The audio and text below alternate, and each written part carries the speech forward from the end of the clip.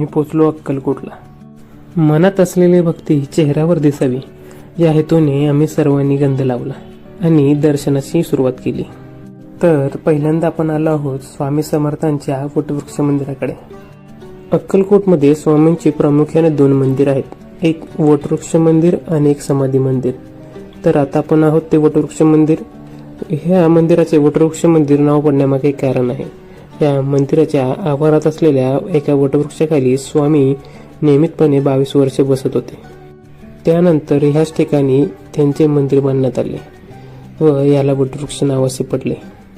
ते वटवृक्ष अजूनही सुस्थितीत आहे. मंदिराच्या आवारात हे आपल्याला दिसत आहे तेच वटवृक्ष आहे.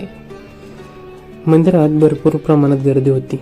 या मंदिरामध्ये आपल्याला स्वामींच्या पादुका, तसेच स्वामींची संगमरवरी मूर्ती आणि शिवलिंगाचे दर्शन होते. मंदिराच्या आवारात स्वामींच्या दर्शनासाठी भाविकांची प्रचंड गर्दी होती. ह्या अशा प्रचंड गर्दीमध्ये स्वामींचा फोटो आणि व्हिडिओ काढण्याचा माझा संघर्ष तेथील कर्मचाऱ्यांच्या नजरेस पडला.